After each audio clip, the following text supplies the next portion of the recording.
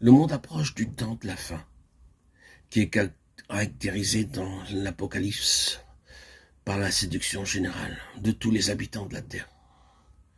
Séduction des nations et des individus sur une si vaste échelle que Satan dominera sur toute la terre.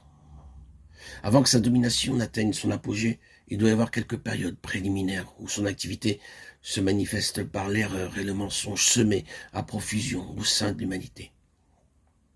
Dans l'Église et au dehors, ces séductions dépasseront la mesure ordinaire d'erreur et d'aveuglement dans laquelle se trouve plongé le monde irrégénéré. Si nous voulons comprendre comment cette œuvre de séduction mondiale qui ouvre le chemin aux puissances naturelles du mal et entraîne les nations à une rébellion ouverte contre Dieu est possible, il nous faut saisir ce que disent les Écritures de l'homme irrégénéré et du monde. Dans l'Apocalypse, Satan est appelé le séducteur de toute la terre, et il est bien cela, le séducteur dès le commencement. Nous savons que tout le monde est soumis à la puissance du malin, dit l'apôtre 1 Jean 5, 19, qui décrit le monde d'alors comme déjà profondément enveloppé de ténèbres et entraîné à sa perte par les légions d'esprits maudits, séduits. Ce mot exprime exactement l'état de tous ceux qui n'ont pas été régénérés, qui ne sont pas passés par la nouvelle naissance, quelle que soit leur race, leur culture ou leur sexe.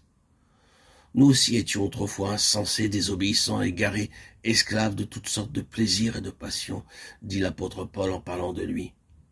Et cependant, dans cette première condition dont il parle ainsi, il était un homme religieux, sans péché, pour ce qui est de la justice, de la loi, Philippiens 3, 6.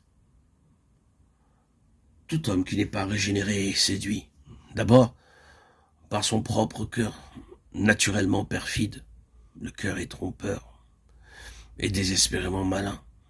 Ésaïe 44, 20, Jérémie 17, 9. Ensuite, par le péché, qu'aucun de vous ne se laisse séduire et endurcir par le péché. Hébreux 3, 13. Le Dieu de ce monde ajoute à ce qui précède l'aveuglement de l'entendement, afin que celui-ci ne soit point illuminé des splendeurs du glorieux évangile de Christ, qui dissiperait les ténèbres. 2 Corinthiens 4, 4. Et les séductions du malin ne cessent point lorsque la vie divine s'est communiquée à l'homme et que celui-ci est régénéré. Car l'aveuglement de l'intelligence ne se dissipe que dans la mesure où l'on voit les mensonges et les impostures de Satan, et où ils sont chassés par la lumière de la vérité. Même quand le cœur est renouvelé et que la volonté s'est tournée vers Dieu. Il n'en demeure pas moins que le tempérament de l'homme reste tout imprégné de dispositions à s'illusionner sur soi, et que la puissance d'aveuglement du malin sur l'entendement de l'homme subsiste en une certaine mesure, comme cela nous est affirmé dans les Écritures. L'homme est séduit quand il entend la parole de Dieu et ne la met pas en pratique. Jacques 1, 22, Luc 6, 49.